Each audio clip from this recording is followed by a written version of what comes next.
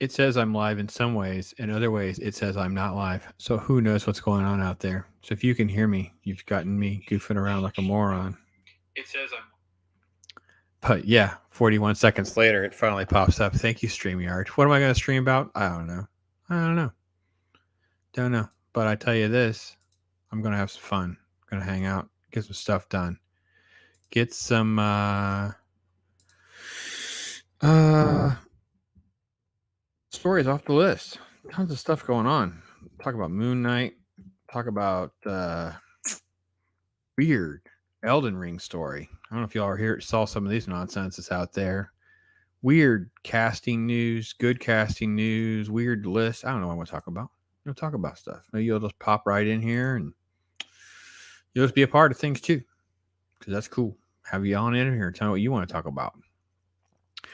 You can call the shots. So let me say this: tomorrow morning Eastern time, 5:30 a.m. Yes, bright and early. There'll be a video that'll drop with great guests. Wakazashi Tea House. Gray will be joining me, and we will be chatting about all things Batman. Talk about the movie. Probably talk about some comic books. Gray's always posting about comic books.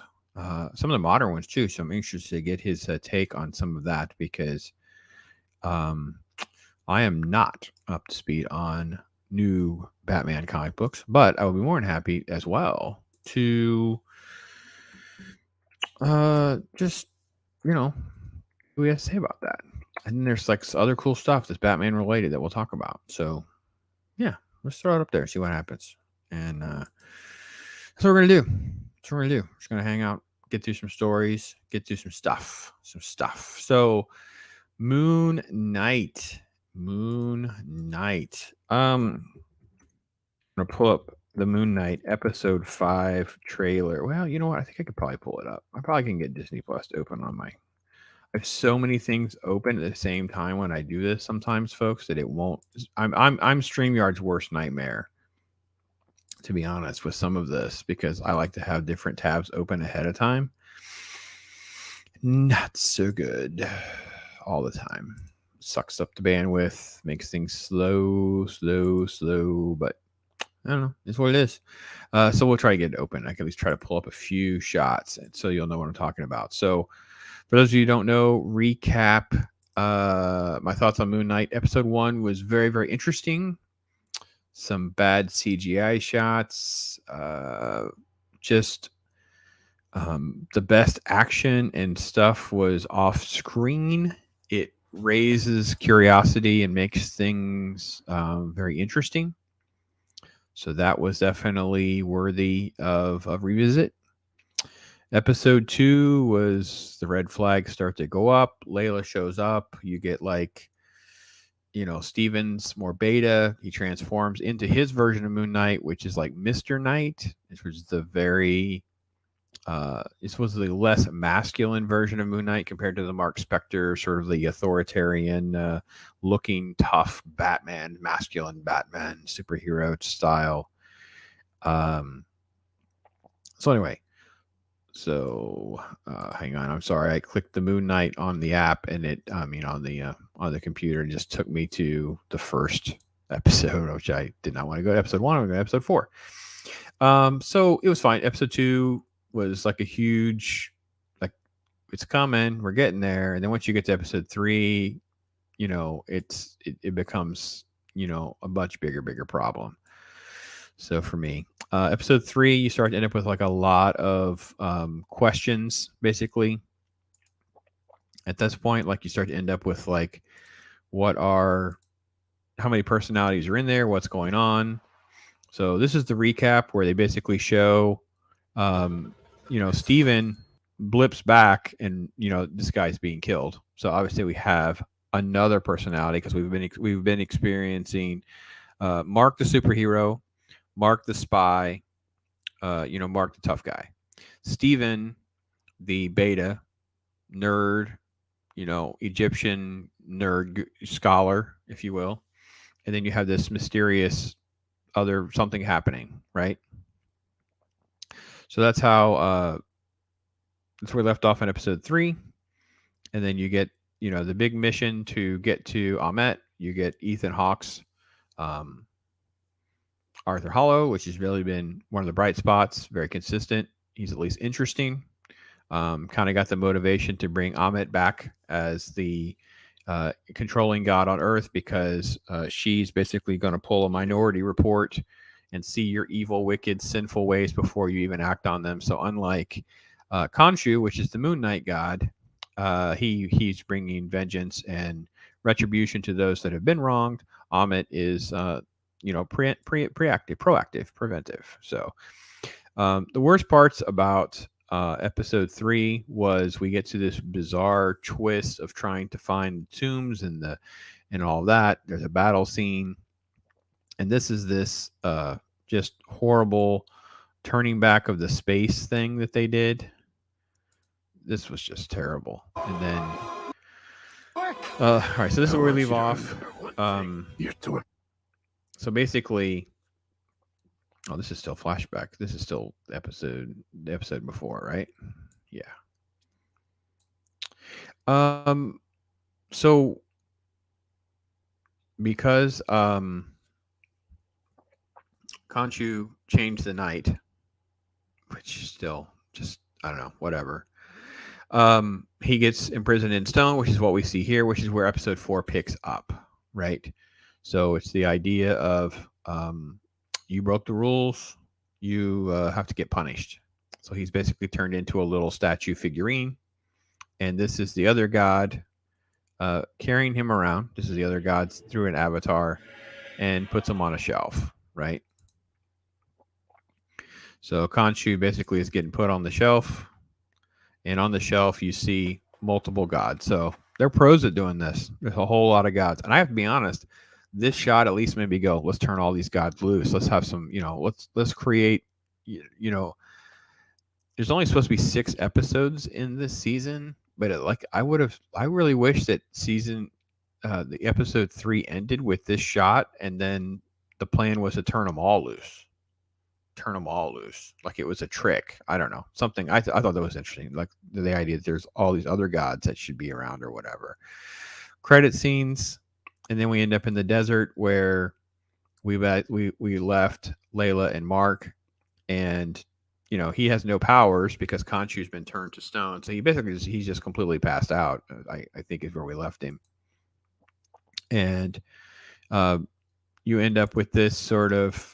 The first part of this episode is kind of like all these red flags. Like she's, you got bad guys show up with guns. She hides in a truck. They shoot. She has to come up with a tricky way of getting away from it all. So she finds a flare. Let's see if this is the shot where we get, they shoot at the truck. They look for her. She throws a flare in their truck. And then Mark's okay. Right? So Mark's okay. And then they're going to go on their adventure. So get in the truck. Let's go. Going on a drive. So we basically end up with this is Mark in the mirror because Layla is driving around with Steven. Steven refuses to give the body up, and he's basically now just going to be beta male following Layla around, and they're going to go on their adventure. And then they're talking a little bit, and then they go into the cavern. It's a lot of exterior shots, which, I got to be honest, some works, some doesn't. Like, it's hard sometimes to figure out, putting some CGI in, some not, Yeah, some's okay. I don't know. I watched some on my phone, so it's a little trickier because you can't. It's not as off-putting on my phone because it's not the highest resolution. So the effort is better than some of the other. Anyway, so they show up. They're digging through stuff. It's a complete waste of time. This is all just, I don't even care. Like filler. Finding things. I don't care.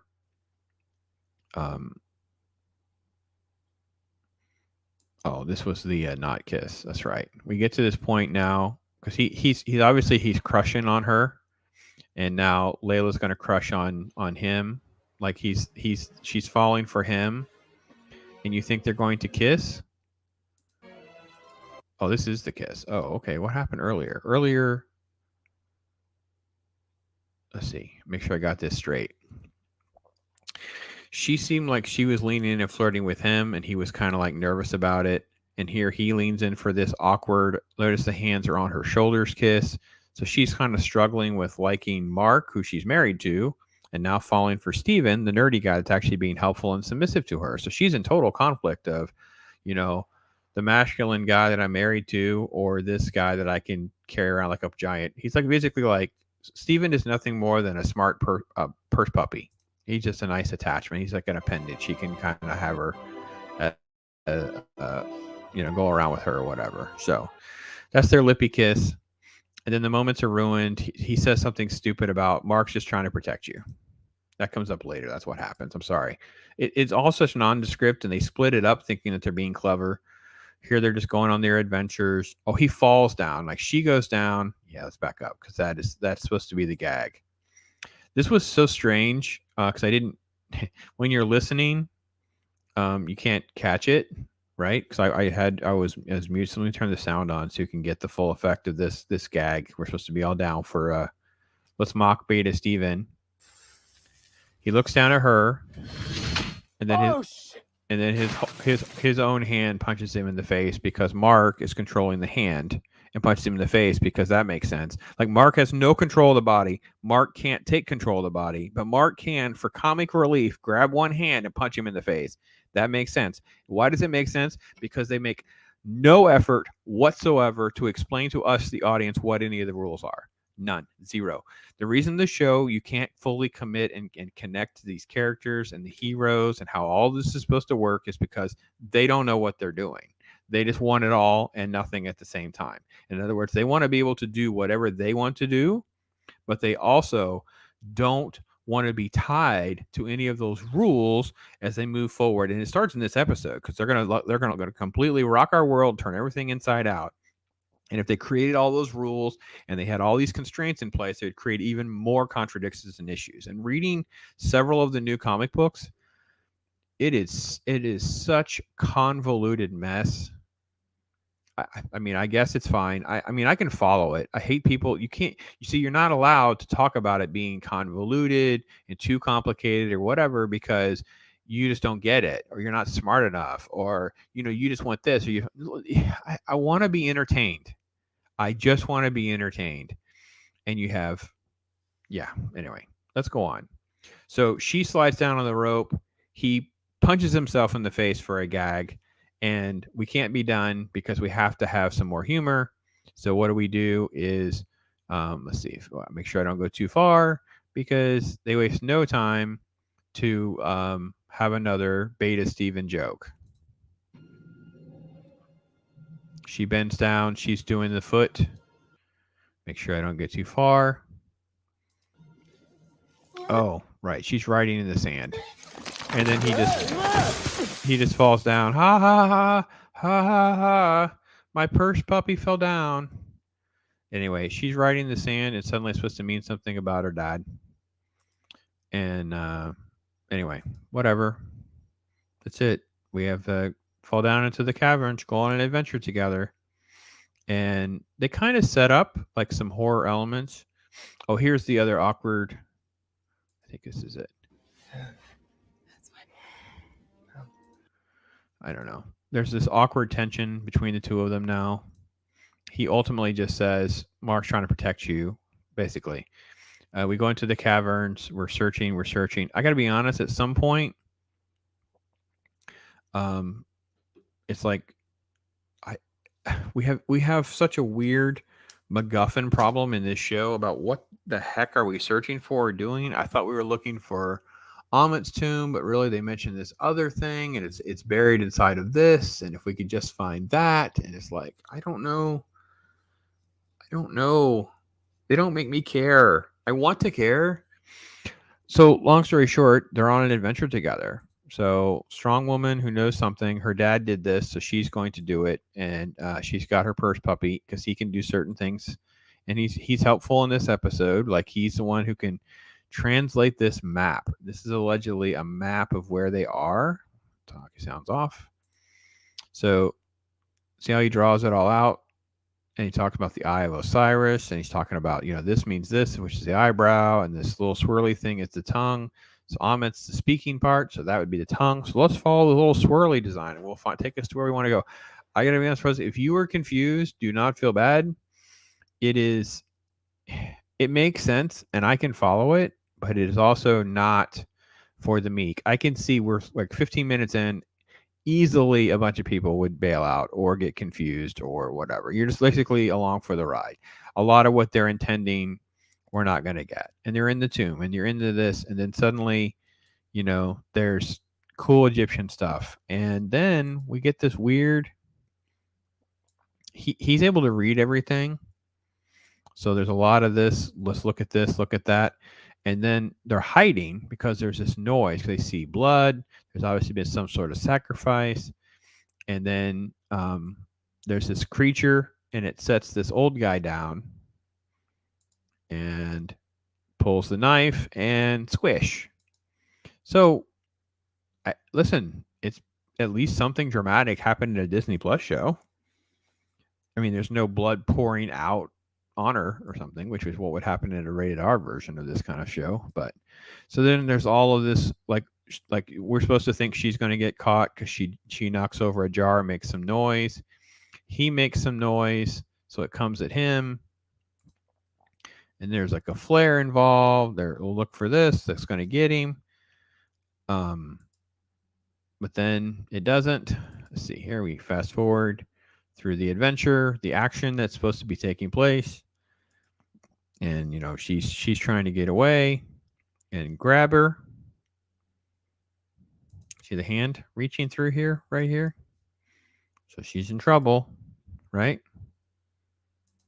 So she turns and nearly falls over the side, right? Because that's what, that's fine. But she doesn't. She's got to figure out where to go. She's got to figure out how to get herself across. So there's a nice pause here, and then she snatched. And I was like, whoa. Good job, Disney. Good job.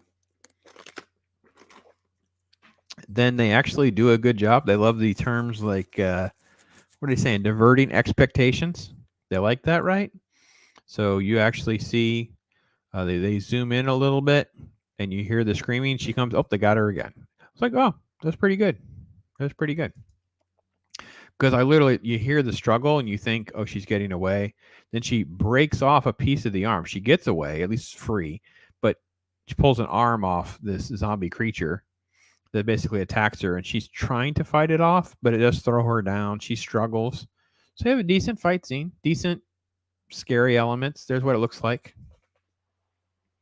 Some of the orcs in Lord of the Rings look like this, except that the head looks very prosthetic and paper mache, and not really scary, but it is shot very fast until that one scene, and then she uses the flare, sticks in his face, and sets him on fire. That's fine. Goes over the edge. Right? And then, let's see here. She goes over the side too, but she catches herself and pulls herself up. So that was that scene. We're over it. That's it. That's all that happens. So there's at least something that does happen.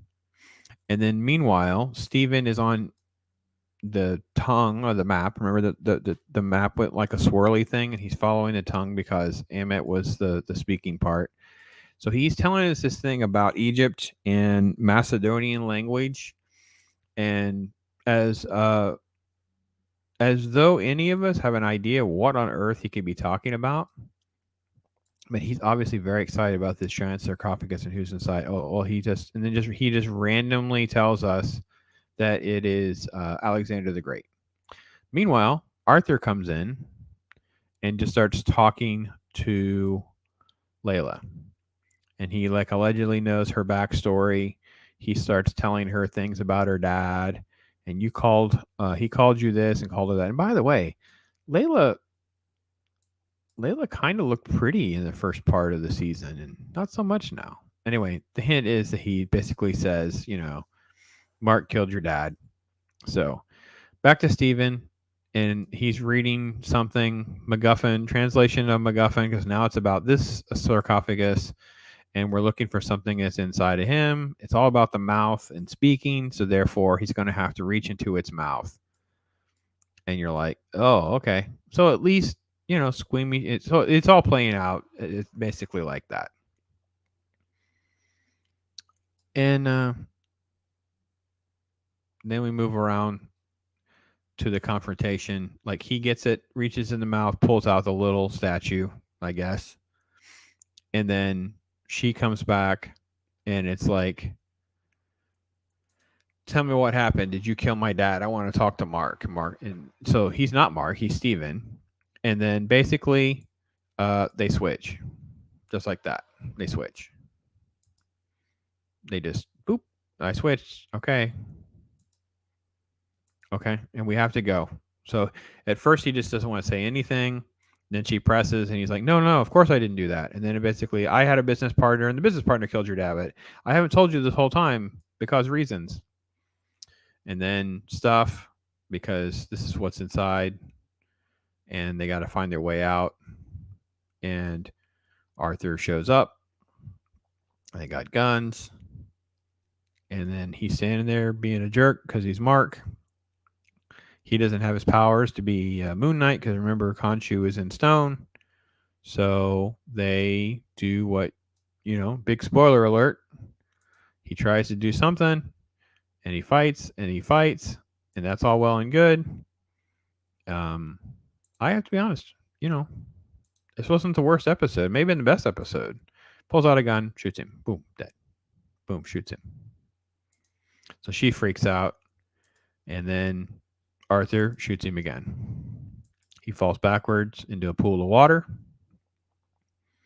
We are at 35 minutes. So it was like certain elements of the submissive MCU stereotype nonsense that so many people are talking about, but then it kind of twists and turns and we get to this. And he basically is sinking in the water from the 2 bullet wounds, basically. And that's kind of where we end up with like this. He's falling. And then they cut, and you're in this like TV scene, which is nothing but a rip on Indiana Jones. I mean, quite literally the opening scenes of Raiders of the Lost Ark. I mean, some of it's nearly word for word. And then he wakes up. Well, first off, we don't. So we have to have a little bit of a tour of the place, which I assume. Well, I can't assume it's Disney Plus, right? In theory, you would not be showing us all of this if it didn't matter.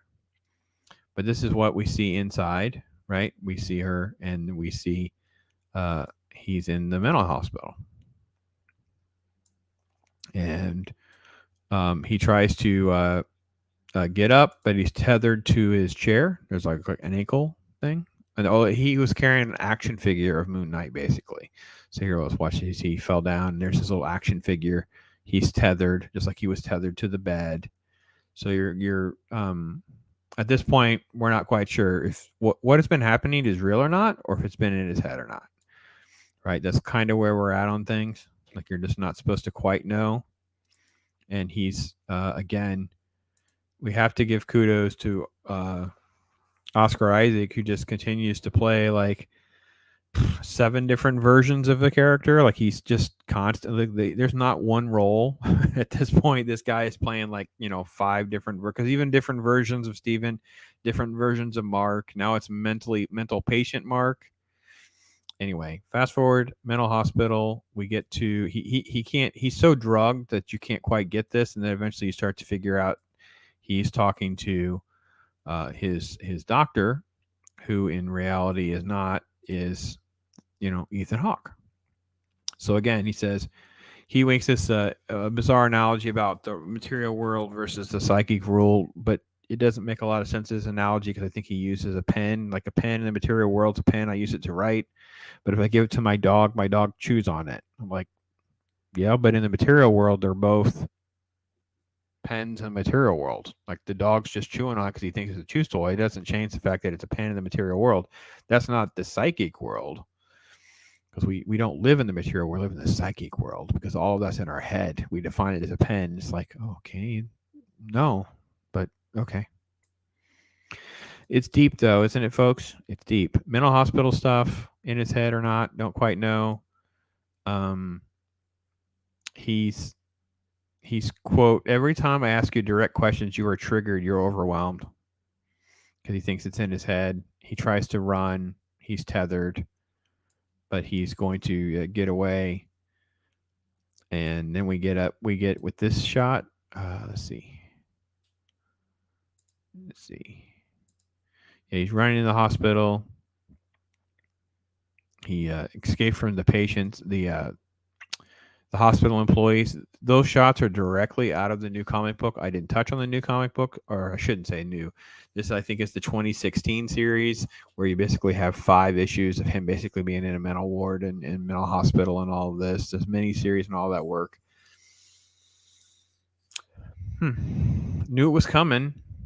I really did, but okay, that's what they're going for. If the whole show had kind of been like this, maybe, and then you did just one episode. Anyway, he goes into this one room, and then suddenly the sarcophagus opens and Steven pops out. So now Steven's out, but they're like in physical form. So for the first time, they're like, "What, Mark, Steven?" And they can physically touch. Like they're physically both in this. We assume this is the real world. Like we don't. The whole point is to leave us ambiguous. We don't know what's real, what's not real. We'll get to that. So anyway, long story short, they're going to talk a little bit. They see this one. It's moving, but they make no effort to find out who's in it, why it's moving, nothing. They just kind of keep moving. We, the comic book nerds, assume this is the other personality, the third person, basically, which is, Jake, the cab driver. But we're going to hear something strange. The two Steven and Mark approach, and we get to the final shot, which is weird hippo goddess who talks like super shrill quiet. Like it's so, this does not match like at all. This was a weird choice for this voice. Let's see if I can get the volume. It's serious. They're closing in. I love the fact that this was supposed to be a defensive stance or something, and he was drugged 2 seconds ago and couldn't see straight. Now he's able to fight, I guess. But yeah, that's what we get when they see hippo lady. Yeah. So I don't know what you guys think. Moon Knight is a lot of jumbled stuff. Pieces of it are good. A lot of it's not. It has a lot to figure out in 2 episodes, because it's only a 6-episode season or show. So that's where we stand with Moon Knight. I really hated the Layla leading Steven around stuff, and she's falling in love with both of them, and he's beta to her, and yet but we're changing like 6 levels of MacGuffins, but then we get to a little bit of a horror element, and then all of it's, we're in the mental hospital, which, all right, so here's the thing. The hippo goddess is probably going to involve some sort of way of popping them out of it, especially when the other third personality comes out of the other sarcophagus. And then Mark will wake up because the 2 bulls don't kill him. And the story will go on, and then we'll have a conclusion episode that will somehow involve the freeing of Khonshu, and then whatever the Moon Knight is moving forward, which may be all 3 of them can be Moon Knight. I don't know. I don't think they're going to go with a bait and switch here, and we're going to get Layla Moon Knight, but it's possible that we could get Layla Moon Knight. I would not rule anything out for these people. They are a bit on the crazy side. I have not done anyway, I have not done any Star Wars content for a minute. And I would have to give entire credit over to the Dump, the Sporking News channel. They saw this on Sci-Fi Wire, And it is the 11th greatest battle, lightsaber battles ranked from New Hope to Rise of Skywalker. So I assume they're not going to involve all of that, Rebel stuff, things like that. This writer's terrible. Phil Perello is the writer, and I only watched just a couple minutes. They only got to like number 9 on the list or something like that on the Sporking News. And I was like, oh, I should just go talk about this and do it in real time. So I have not seen the list yet, folks. I'm going to go through this list with you. You can tell me what you think, because I don't know. I don't know what I'm gonna see. These people. I think you'll understand when you see how badly written it is. It says, a staple since 1977 to New Hope, the Sith and the Jedi love to use laser swords to air their grievances and settle their issues, daddy or otherwise. Yep, that's what's there. That's what's there. I guess the storyline of Return of the Jedi is resolving the daddy issue. Yeah. Let's say they talk about CGI, it's improving, and then it says it has over the last 20 years has grown by leaps and bounds, and Yoda flips ahead of their modest lo-fi beginnings when Obi-Wan, Sir Guinness clash with Darth Vader inside the first Death Star. This person already writes like they don't like Star Wars. And that's why I was like, I gotta cover this so you guys know that he talks about the Obi-Wan series coming up. And then there's like the honorable mention is the Yoda versus Dooku, because I assume it's being mocked because Yoda flipping around in some ways is as comical as it is good. But I don't know. I guess I don't know. I like it. I like that. I like that fight scene. Now this one I didn't like. Mace Windu versus Palpatine. You know, the whole I'm going to use my Force lightning, but then I can't stop it because then it fries my face. Like I hated that. You know, Samuel L. Jackson said, "I don't want to die like a bee," and okay, whatever. R.I.P. They put the classic Obi-Wan versus Darth Vader in New Hope as number 10. Obviously, this is the first big one, the classic. And it is still great, folks. I don't care what this guy has to say. There's just something special about the first time. I don't care. Anakin versus Count Dooku in Return of the Sith. Oh, I couldn't disagree more. I just could care. Like, what? No. So where we're at now, obviously this would be the honorable mention at best. I didn't care enough to whatever. And this is Yoda versus Darth Sidious. This is where he's hopping on the different things where the Senate meets, and there's a fight scene. Much better than the other one, but I don't know. Let's see where we're at. 7. Oh no.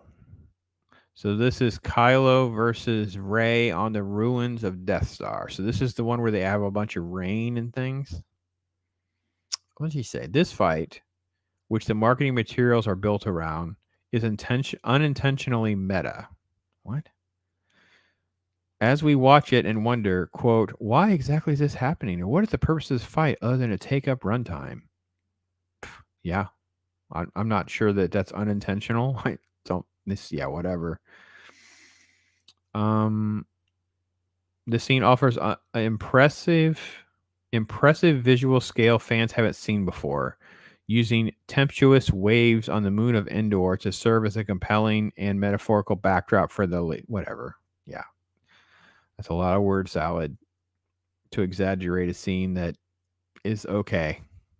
It's all right. That's what I was saying. So, here's the thing with the battles. I know he's trying to mock them in a way about resolving their issues with their laser swords.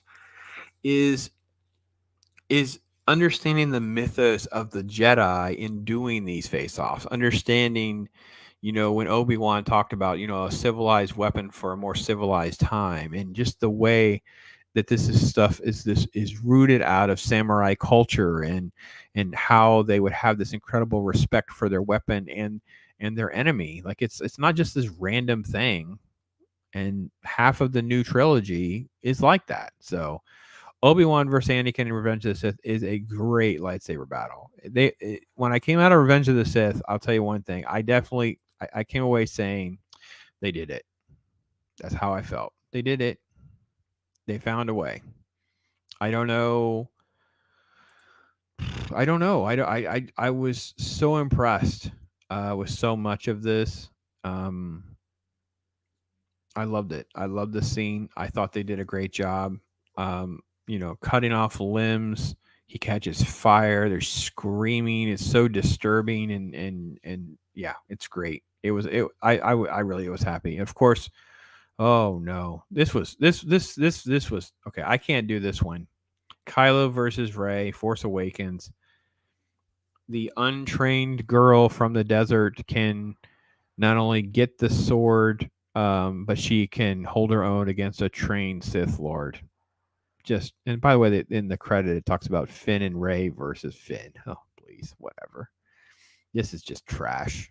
It does not hold up well either. Too once you get through, that's the thing too. It would be different if the trilogy ended well or there was some sort of redemptive factor in the final film, but because it all just ends so badly, and you just lose so much respect for the whole storyline. It just makes all this scene just have like a distaste in my mouth. Luke versus Vader, the whole fight. Quote, this is a Jedi. I love this, obviously. So I'm going to be biased on that, especially this scene where Luke is, literally striking Vader down before he loses the hand and then kind of reflects on his own loss and his own mortality, and the circle comes complete. Luke versus Vader, Empire, obviously the crucial scene that defines the entire OG trilogy because of the revelations of who Vader is. Cutting off Luke's hand, I think, was this huge monumental moment, especially at that point when it first happened. It was such a big deal. And of course, we have to have. Okay, I can't watch this scene now. Like I said, I think the entire new trilogy is tainted because it doesn't have any. It's just garbage. It just ruins itself. I tried to think of ways that they could have saved this mess, and they did a terrible job. And then when I go back and I've watched this film again, thinking for whatever reason I would maybe being unfair or whatever, and then you start seeing all the bad choreography from this scene. Like there's a whole shot that Daisy Ridley misses her. I'm sorry, she misses not her spot. She misses her cue, and the guard's leaning one direction and then just turns at the last second. It's just yeah. Notice there's no video clip for me to show you, just so you know. They say the best one is Qui-Gon Obi-Wan versus Darth Maul. Okay, at least it's good.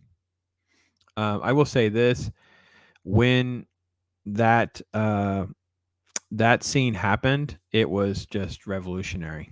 It was so good with the music and everything like that. So, all right, Jace Fox is here. Let's see if we can go ahead and hop in, man. I think I put the link there on the top. Is that not the right link, man? You can just come right in, and you can jump in. Found this story because of a stream called The Dump, Sporky News. Found it for me over on Sci-Fi Wire. I haven't done Star Wars content for a minute, so let me see if I need to send it to you privately on Twitter, twat, as some people have been calling it, and make that faster for you. But it is it is funny with because when you grow up with these films that or whichever films that you saw first or how they fit for you, I think is going to matter on your list. I don't know how old this writer is. So I think if you were to survey my sons, I think there'd be a lot of respect for the OG trilogy. But I think that they would agree more with having the prequel battles in there, probably putting Darth Maul this high. To me, the Empire fight scene is probably my number one. This one. It means so much. It's not just about them fighting and all of that. It's also what it represents to the story, how the climax is, what the climax means. I will say I thought it was super cool that because I think when you see the Obi-Wan versus Vader in New Hope, then you see Luke training. then when you see him confront Vader, and then Vader isn't even fighting him anymore, he's using the Force to throw things at him. And there's a certain element that seems sort of, almost cheesy. And yet at the same time, when you saw this for the first time when the movie came out, you didn't really think that was going to happen. Kind of catches you off guard. And then, of course, he loses his hand. That would be my number one. Or, I would probably have to pick that one over the Darth Maul fight. But that's not the worst choice in the world. I can live with that. This has to go. This can't do there. So this is my one. That Maul's probably two. Jedi or Sith? I have to be honest. I think Revenge of the Sith and then Jedi. I would think those are probably my next ones. And then, nope. Maybe. Definitely not. Probably the New Hope, the Obi-Wan versus Vader. See, I know I'm biased, and it's okay, I think, to admit that, because, I saw the original trilogy first. So there's more special to me. Those lightsaber battles. I remember there were no lightsabers, right? So when you were, when you're 6 years old, and I turned 7 during that summer, toys were finally arriving. Their idea of a lightsaber, and I kid you not, their idea of a lightsaber was this. It was literally, you would buy, I don't know, I have no idea why our families would buy these for us. It was just so silly. It was a flashlight, and then on the top, it had a circle of cellophane with, I think they were always red in hindsight. I don't know that I had a blue one or saw a blue one, but I'm sure there was. So that's it. It was just a little piece of colored cellophane. So when you put the light through it, you'd have that color light on your ceiling. That was your lightsaber. We paid money for this. Yeah, that was what we had as lightsaber. Those were our first lightsaber toys. My kids, of course, had the plastic extender ones where you just flick it, and they had so many. They'd play rough, they'd get bent, they wouldn't go back in. And then, of course, when the Darth Maul one came out, so you had the double blade. And then once you get to General Grievous, right? So you have the blade on the swivel, so you can swing make your umbrellas or whatever. There was good stuff, man. Good stuff. Lightsabers. Don't mock my laser swords, man. That's too low blow, Phil. Don't like it. So that's their list. You can tell me what you think. Give again kudos. Sporking News, great site of work, great body of work, man. They do good stuff. So I want to go over to this bizarre Elden Ring story. I saw this on Vito 2 channel, and I think there's some crack going on. There's some weird stuff going on in the water over there at the New York Times. And if there was ever a reason to think these people have no idea what the heck they're talking about, these people have no idea what the heck they're talking about. This person wrote, his name is Brian X. Chen. I copied his bio in here. So he is the lead consumer tech writer, reviews products, writes Tech Fix, a column about solving tech-related problems. And he's writing about Elden Ring. Yeah. Oh man, you gotta be kidding me. It's not letting me. I thought it gave me a read before. Or you're only allowed to have so many free ones before they will. You gotta be kidding me. Okay, folks. Sorry if you can't read it. I will have to just go through a little bit with you. It's just stupid. These people. I hate these people so much. They're so full of themselves with their pay us content. Well, let me read some content. Let me read some of the ridiculousness of this article. I was fortunate. I don't know why it let me read it then. Anyway, I copied and pasted some of it, and I highlighted some of it in yellow. And again, I want to give Vito credit because he did cover this briefly, and I only listened to a little bit because I'm like, oh no, I got to get into it for real for myself. And then I started reading it, and I'm like, I don't know where he started and stopped, because I was just like, I had to stop. It got so insane. So in the last 2 years, the pandemic has brought us many works of art that have tried to definitively capture humanity's struggle.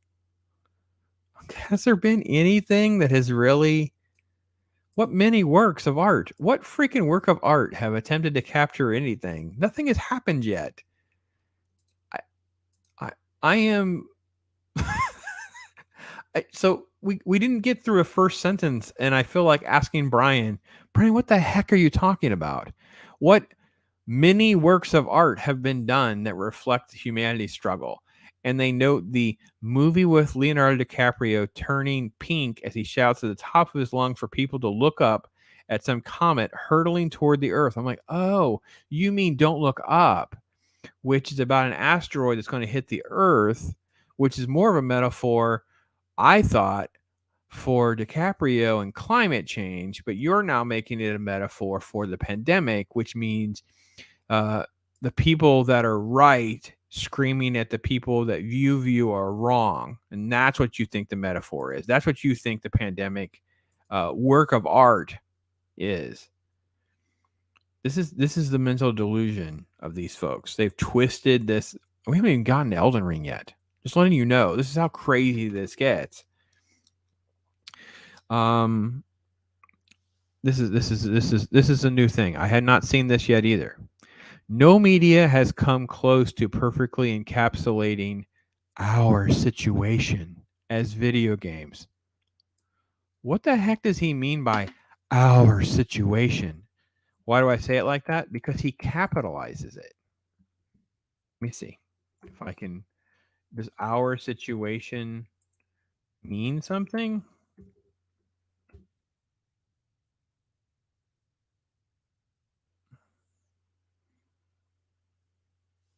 No, I have got nothing. The situation obviously has some crazy slangs, but not our situation.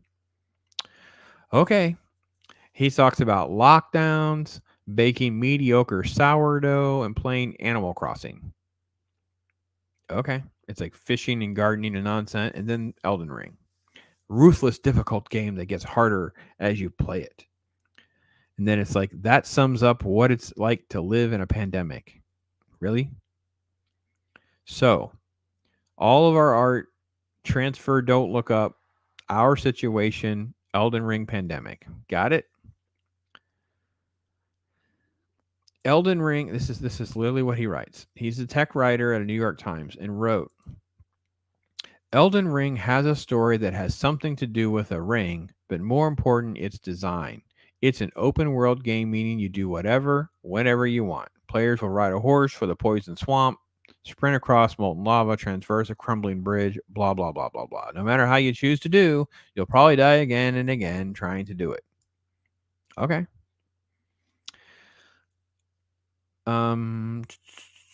He talks about the creators just briefly, tries to make a Game of Thrones reference because he can try to pretend that he's in the club. I'm not sure I believe anything this guy is saying. You face a dragon. It's your chance to fight or flee. Get it? We're getting there. We're getting there. And you could be killed by something. You could be ambushed. And then he says, quote, it's difficult to imagine Elden Ring having this sort of cultural cachet in any other era. In year 3 of the pandemic, as vaccination rates have risen and hospitalizations have dipped in some areas, offices, schools, and restaurants have reopened. To many Americans, the dragon has been slain. Yet in other parts of the world, a new variant of the coronavirus is driving another wave, and in New York, cases are beginning to climb again. Oh my God, it's Elden Ring. Elden Ring is a metaphor for COVID. Don't you understand? The mental disorder is real, my friends. He does make another comment about some sort of like, brace yourselves for that stupid bird around the corner that might kill us. Obviously, there's more pandemics. It's a hard lesson for the pandemic. Expect disappointment and more struggle. As well trained as us, has us trained well for Elden Ring. Okay, because we're expecting disappointment and more struggle. Got it. Okay. Let's see.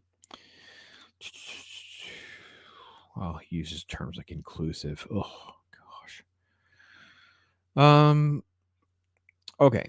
To defeat a boss, you can carefully study its moves and plan an attack, or you can, quote, cheese it with a cheap trick that requires no skill and ensures victory. Either way, a win is a win. Such a flexible game may resonate with players worldwide and bring them together in a time when people are choosing their own truth about mass shots, information as they read on. Okay, this is the tech writer.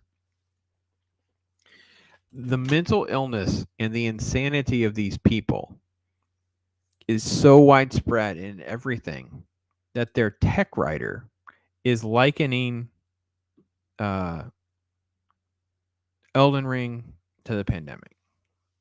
Let me take a pause. Brandon is here. Hey, man. You always make me laugh, man. I love all your references and comments. Looney Tunes. Looney Tunes right there, bro. All right, so I took a pause. They won't let me read it, so I'm reading it to you. I hate doing that, folks. I'm really sorry. Can't really... Yeah, I don't know what to tell you. This New York Times writer is twisted. Don't look up to be more about the pandemic than what it is, which is a more of a climate change meteor headed towards the Earth kind of thing, which is what it is. Now has come up with all of these crazy metaphors that, you know, you think you slayed the dragon and yet a bird's going to kill you or it's going to sneak up and get you. And then, quote, you'll write your own truth in the game because you'll use a cheat code. And you can, quote, players can mostly suffer through Elden Ring alone, but there's some parts that are difficult, like an ultra tough boss fight, and people will need to get help from others. And it is a struggle, has a central theme in the game. Oh, okay, he's talking about the Dark Souls trilogy, but then he talks about that we can come together in each other's lives for a minute and then disappear and still make an impact. So what is he doing? He's making that a metaphor for the pandemic and coming together, compromising because of restrictions and all that, compromising all of your freedoms basically because of others. That's it. The good of the many outweigh your right to live. And Elden Ring is teaching you that. So if you didn't know Elden Ring, it was secretly getting you primed and ready to deal with the next wave of the pandemic. Let me bounce again. This is a quick one. I hadn't heard anybody talk about it, so I want to pop on real quick and say and give a little plug to this. This is a it's a little bit of older story now. I just haven't got it squeezed into anything I haven't done. Let me get the deadline up here without their ad. Johnny Carson biopic moves forward with Joseph Gordon-Levitt. Don't know much about what we're going to get. We're going to read through it. And let me just say this, that whatever criticisms we can come up with the film Looper, which I actually enjoyed for the most part, I find it, I can just let myself go and entertain and just enjoy it. I really can. I hate that Rian Johnson's a director, but I can enjoy Looper. More importantly, I can enjoy Joseph Gordon-Levitt's transformation into a Bruce Willis. Him becoming a Johnny Carson, I'm a little apprehensive about the comedy. Maybe he's done some comedies that would impress me. I know he's done films I haven't seen. Just going to be perfectly honest with you. There's a couple I haven't seen. But just, he is so studious at mannerisms and things like that. Him being Johnny in this photo, I'm like, oh yeah, I think I'm okay. So Deadline writes, the story of one of America's most beloved TV personalities, Johnny Carson, may finally come to the screen, a high-profile series starring Joseph Gordon-Levitt as Carson, written by Deadwood creator David Milch. Oh, he's fantastic. I love Milch. To be directed by Jay Roach, which was really taken out and has been heating up to the premium marketplace. The project is called King of Late Night. And then, let's see. What else we have here? Life and career. Okay. Why this? Oh, this is them. Okay, sorry, didn't catch that this was Milch and Roach right away. Sorry. The series will follow the life and career of late night TV pioneer Johnny Carson from New York to Los Angeles to the Las Vegas Strip. Okay. King of Late Night will reveal how Johnny's diehard connection to his audience overlap with his lifelong desire for a basic quality of life, and how his beloved on-screen persona came into conflict with the more colorful aspects of personal life. I don't like that part. Yeah, we'll see. We'll see. Talks about him being from Nebraska, being in the war, going to college, doing some radio. Let's see. Carson was very private off screen, shunning the social circuit for a personal life that included 4 marriages. Let's see. Blah, blah, blah.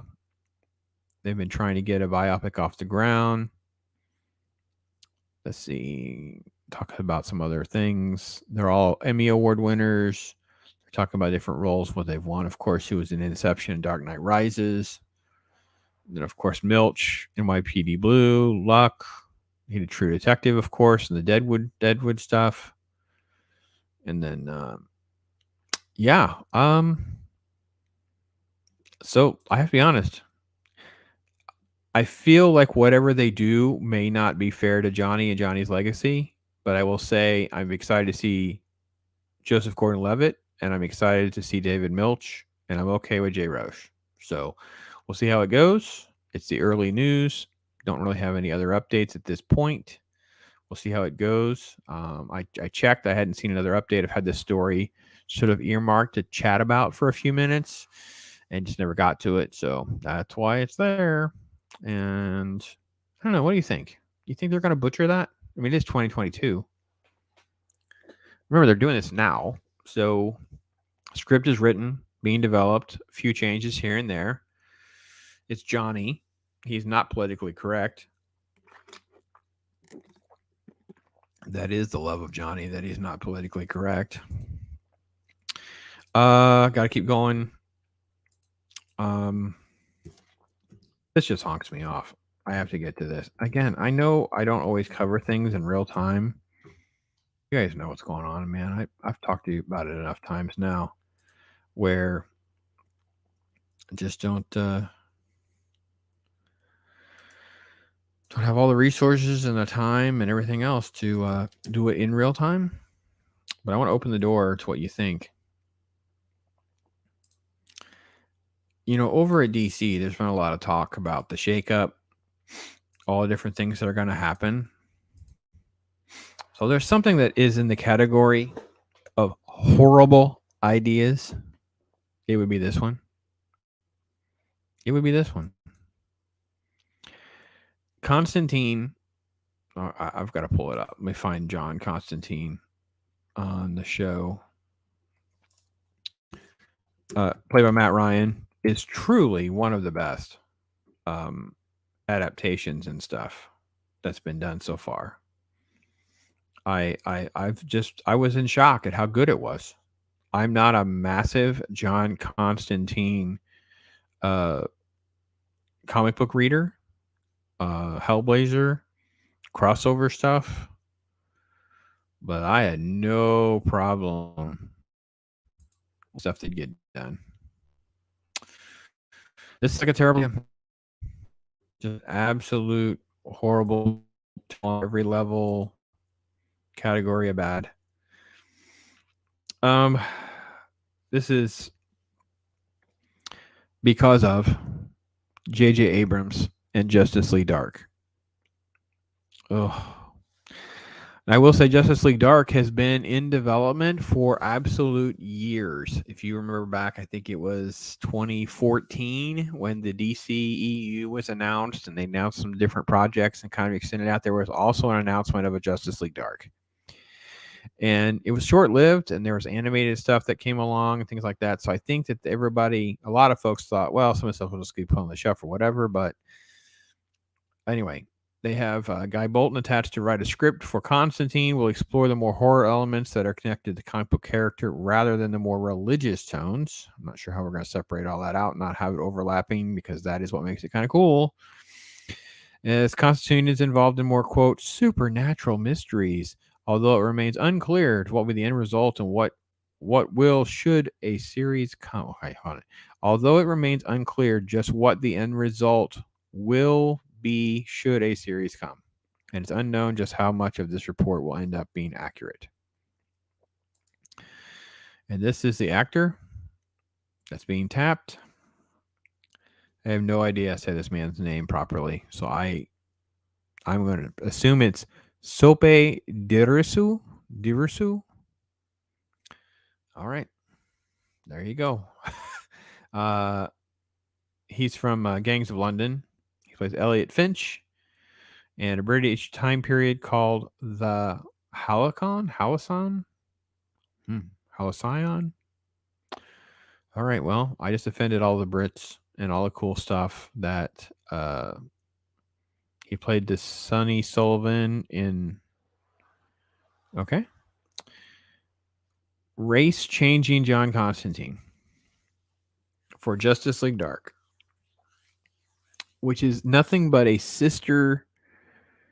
Oh man, this is just. These people stink. Why would they not just make him Brother Voodoo?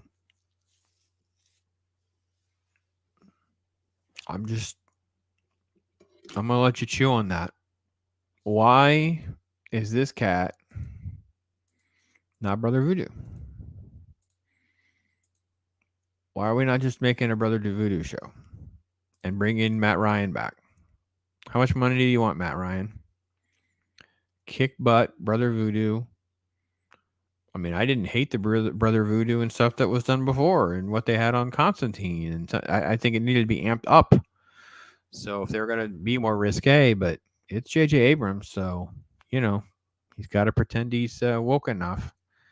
So if the DC Warner stuff shakeups happened and we whatever, just don't forget that we have a whole lot of stupid ideas on the table that we have to kind of keep an eye on, right?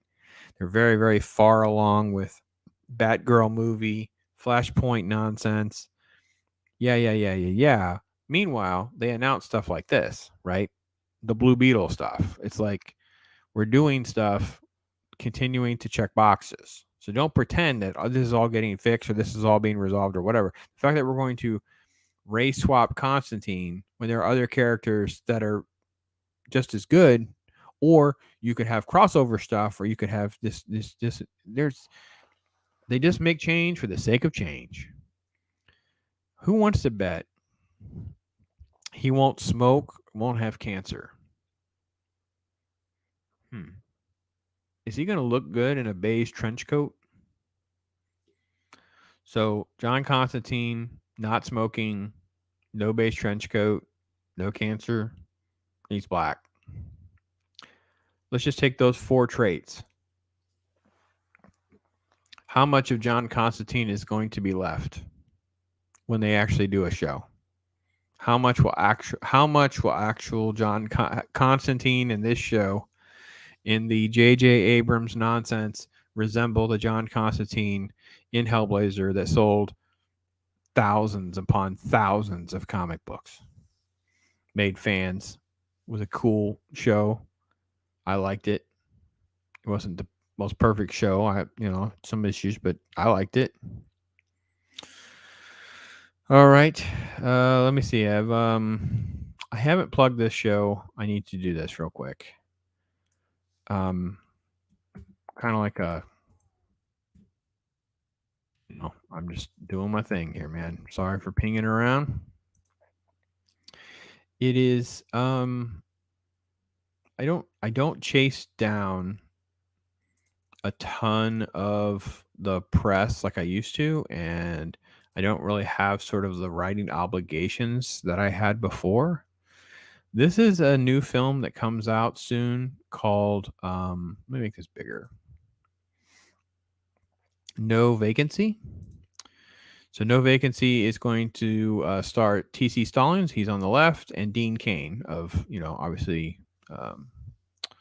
the Lois and Superman show. It's an uplifting film for the whole family based on a true story. No Vacancy is about a jaded reporter demoted to a rural news bureau when she finds her cynicism slowly transformed as she befriends a recovering addict and writes about a church struggling to purchase a motel for homeless families. So Sean Young, Dune, Blade Runner, T.C. Stallings, which is this gentleman right here, Courageous in War Room, and of course Dean Cain, Lois and Clark. So this actually opens May 9th. Let's read the quote. This is the CEO of Kingstone Studios. They produced it. So this is actually based on a church here in Florida, and actually pretty close to me. Like I kind of know the town where this church would be. So that is actually pretty cool. In a time of bitter division and acrimony in our country, our creative team thought it was appropriate time to release a movie based on a true story of a community coming together in literally a miraculous way. The Orlando ABC affiliate has previously done 8 feature stories plus M6 in France and Japan's Nippon Television have journeyed to Florida to do stories. We realized this was a story that would appeal beyond Central Florida and needed to be told in a way that only a motion picture could communicate. Though a movie has few fictional components and characters, it closely is based on the true story.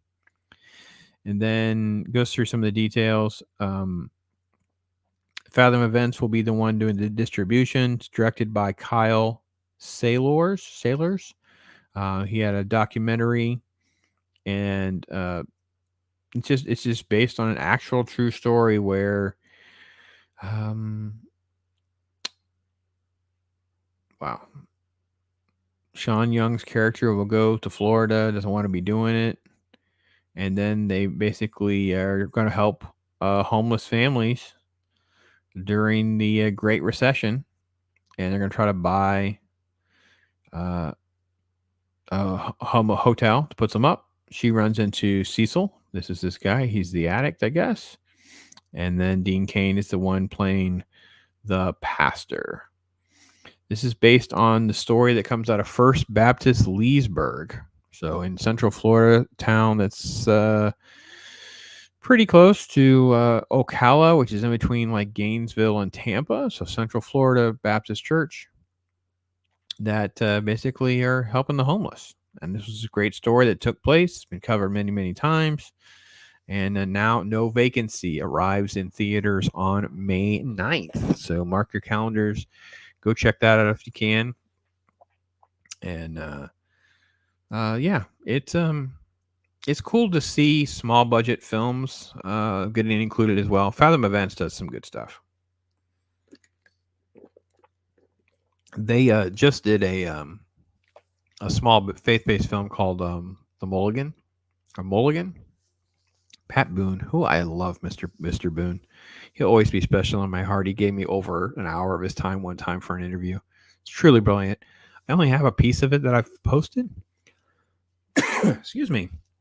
Over on the Pops channel, I'll have to try to figure out if I can track down more of that and post a little bit more. So, I don't know. Talk about No Vacancy. Got that out there for you guys. So, a couple new films, some projects coming, some movie news, checking that stuff off.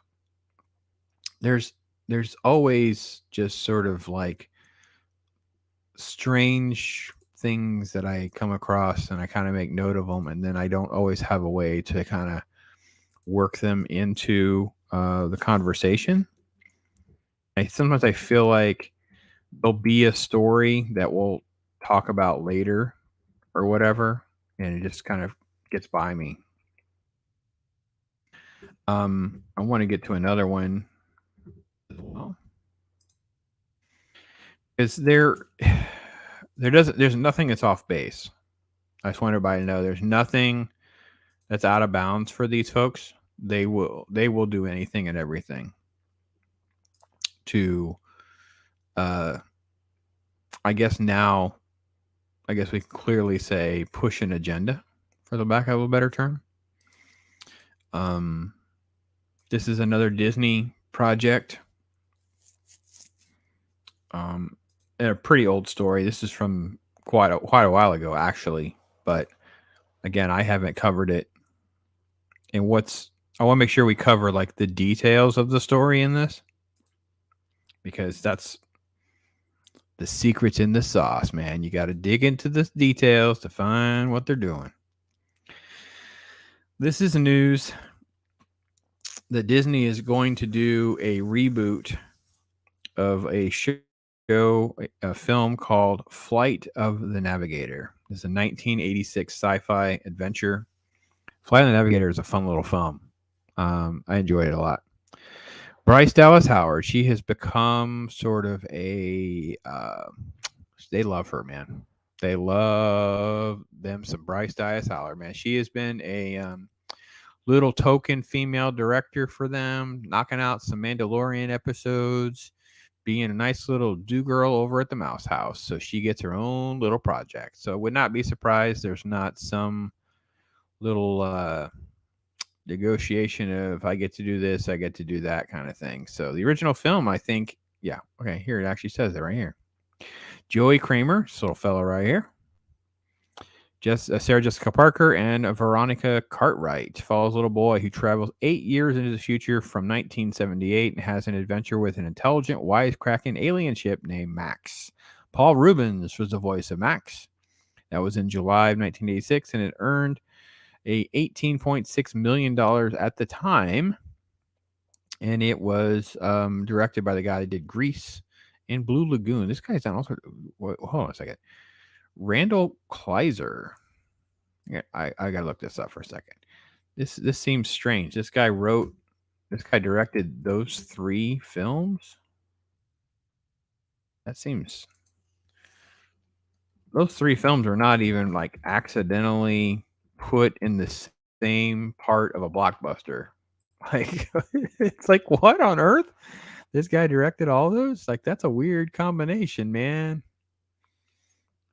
Let me take out this from here. Let's see if I can pull up his resume.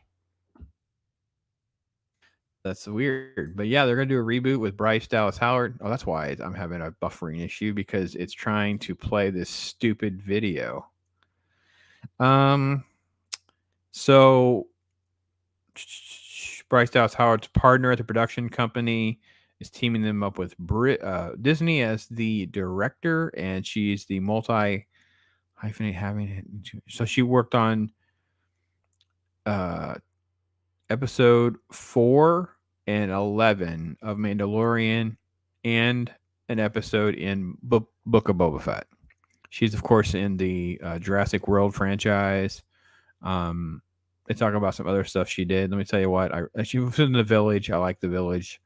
But yeah, she was in Terminator Salvation. I like Pete's Dragon. She was in that. Yeah, let me get to this director. I have no idea much about this giant guy, but I am fascinated now. That is a very strange resume indeed, my friend. A very strange resume. Yeah, Randall Kleiser. Yeah, he directed Grease, and then Blue Lagoon, Summer Lovers, Flight of the Navigator, Big Top Pee-wee, White Fang, Return to Blue Lagoon, Honey, I Blew Up the Kid. Man, he's doing. Oh, I see. So he's tied to Life After the Navigator. What? Oh, a documentary about the making of the film. Okay. What? They didn't even separate that out. That's kind of weird. They put it all together. But the same guy that directed Grease directed Blue Lagoon and Fly the Navigator and White Fang. That is a trivia question that I would never have guessed it. Randall Kleiser. He's now 75. He's a USC. So he's literally like, was he there basically when Lucas was? That's pretty much an overlap with Lucas. His directional debut was Grease. Huh. I'm learning right with you, folks. Has a couple cameos, a couple short films. He did the I Shrunk the Audience project over at the theme park when that was there. Huh. And let's see. He's just some general TV stuff. 1 episode here, 3 Starsky and Hutch episodes. Yeah. That's strange that he would. All right, so what is so fascinating about them rebooting Flight of the Navigator? Well, let's see if we can try to figure that out, because I believe this story didn't have it. Their version doesn't have the details. Where is it? I gotta go back. I'm sorry, folks. What I read was they were changing. I clicked the wrong story, I bet. They are changing the gender. So instead of being a little boy, it'll be a little girl, of course. Like, why would we ever want to do anything that could be faithful? We don't want it to be about the little boy has a little friend and they can all go to the future together. So, I mean, it could have done that. So let's see. This is a Variety has it better a little bit. Attached a half of the writer, her on screen. I know I read it somewhere. How come it's not in this presser either? All right. Well, they're doing a reboot.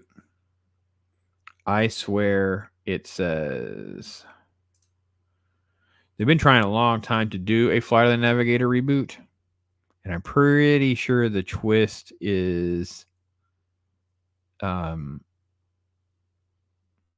that it's a female instead of a little boy. It'd be a little girl. Or something along that lines. So she's been building up her resume over at the Disney house with all of her Mandalorians and now Book of Boba Fett nonsense. So yeah, Bryce Dallas Howard is a favorite over there, and they are more than happy to give her her project for a nice little gender swap project. So keep your eye on that too. This stuff's not ending anytime soon. What would be a nice sign is with all these different things that are happening, that we see some of these things stalled or stopped, because I still don't see that happening yet. Still don't see that happening yet. Let's see. Let's run down a couple more minutes, and then I have to take a break and go to bed to get a nap and do this again in a few hours. Michael Bay talking about all sorts of different things. This was an interview he did a while ago now. This was a couple weeks ago. And I'm really not, I really didn't want to get too much into, I don't care about ambulance and all of that. But what was interesting was he went through and here, let me go ahead and pull this over for you guys so you guys can see what I'm looking at. Over at Collider, he did an exclusive interview with Collider. So Collider's not particularly a great site anymore. Used to be. Don't really go there very often, but I did notice they had an exclusive interview with Michael Bay talking about ambulance. And, that's fine. If you want to go see ambulance, who cares? Michael Bay is definitely a strange beast and does strange work that involve a lot of explosions. But, there it is. Let me get down here to where he gets into some interesting things that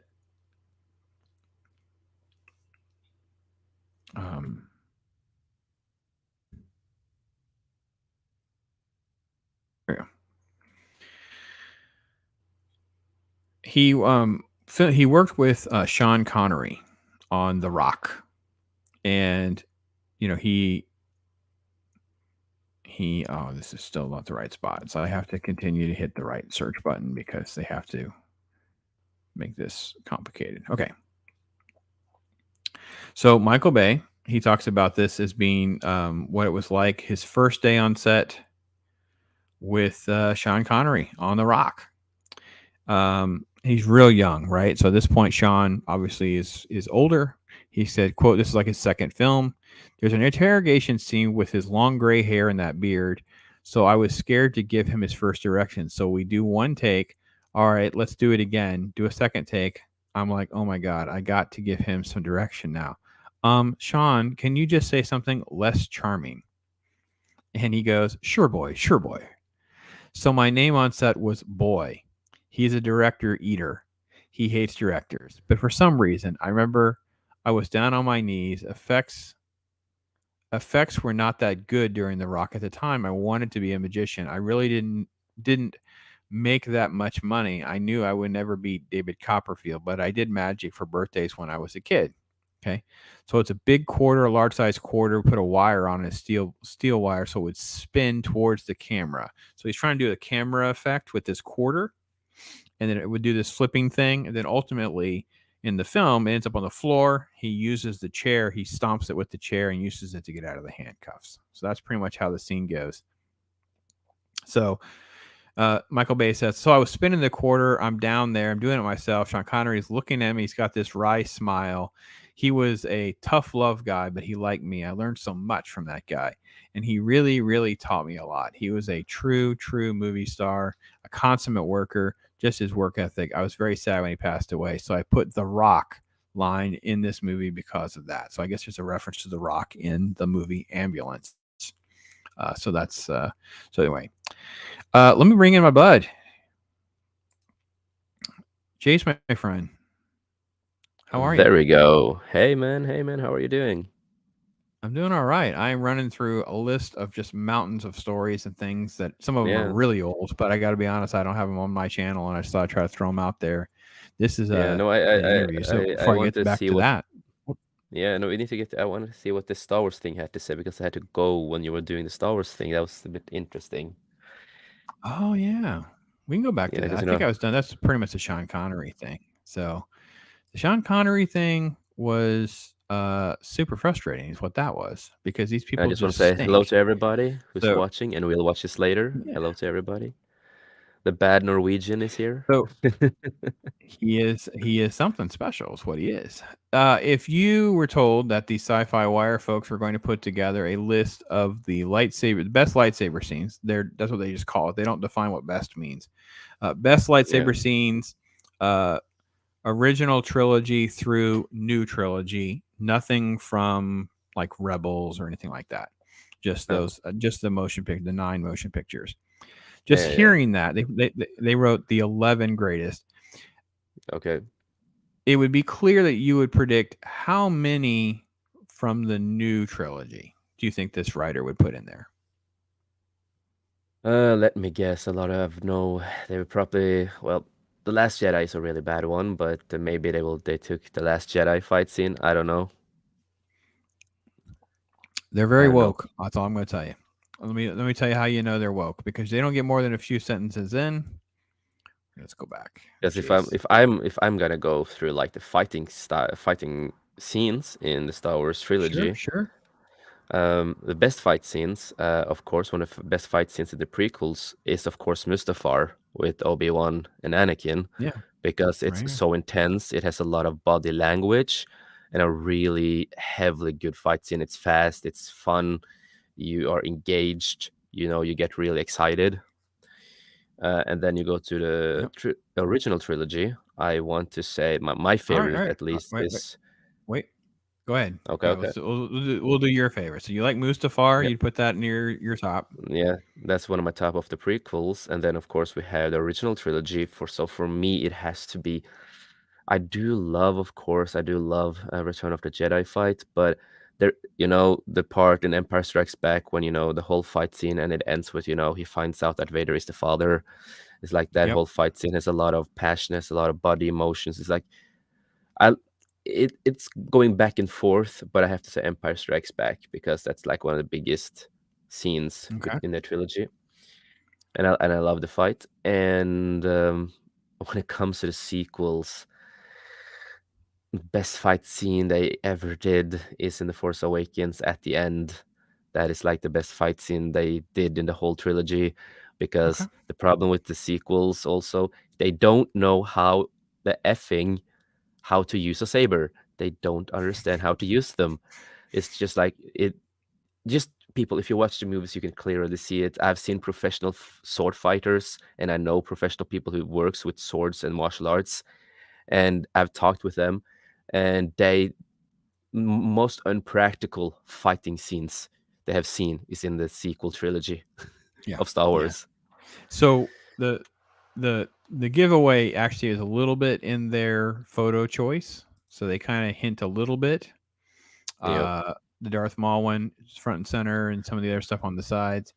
Yeah. This guy, just to give you an idea of the tenor that he writes with, he says, quote, a staple since 1977's A New Hope, the Sith and Jedi love to use their laser swords to air their grievances and settle their issues, Did they daddy say or laser otherwise. swords? Laser Did it swords. really? Yeah. It's Mhm. lightsabers, man. Well, he says in the first, he says the only thing Star Wars fans That's love a, more than the actual movies are lightsaber battles within them. yeah. Then he calls them laser swords because he doesn't want to repeat himself, and he refers to daddy issues. So basically, he's talking about Jedi. And then he talks about how the CGI has made things better, and he says, and that they've gotten better over the last 20 years, have grown by leaps and bounds, and Yoda flips ahead of their modest low-fi beginnings when Obi-Wan Kenobi clashed with Darth Vader inside the first Death Star. That's the setup. And I was like, oh, this was brought up on the dump over at Sporking News, and they were kind of Yeah. going to the list, and they got through like 11, 10, 9, and then I stopped because I wanted to check out the list for Yeah. myself. I didn't want to be And spoiled. and I want to say hi to Chris in the chat, my other host from my Oh, shows. hey, Chris. Chris, Also a there's big Star a Wars link at the fan. top. You can come on up in here, man. Yeah, I told him It's like about it. I'm swinging trying to get him around in. wiffle ball bats. That's so funny. You know what? It is Yeah. so true sometimes when you watch, like, and that's the thing about Ray. It's just such crap. Anyway. Yeah, she when Uh, in the fight in the last Jedi when she's fighting the guards and it looks like she's dancing ballerina. yeah. So their honorable mention is Yoda It's a good versus fight. Count Dooku. It's a good fight. I do like that fight. It's not my favorite, but it's one of the great ones in the prequels. It's really I, good because I, it's Count I Dooku, one of my favorites. so one of my criteria, if I had to say there was a best list, first off, anytime you do best and worst lists, they always try to say, well, what do you mean by best? They're gonna have to define terms, right? So for Mm, me, best isn't just the duel itself; it's also like no, the emotional weight of what's actually happening, the consequences of it, and then yeah, the impact of when you saw it, right? yeah, So yeah, and sure, we can all laugh at episode 2 now, the Attack of the Clones with oh Yoda flipping around. It's kind of a little comical in some ways, but when it yeah, first but happened, this was so cool. yeah, I still love it, and also when it comes to fight scenes, you also need to get the body emotion. You need to get the emotions when you fight, when you move. You have to believe it. You have to be engaged with it. It's so many things you have to like remember in those scenes.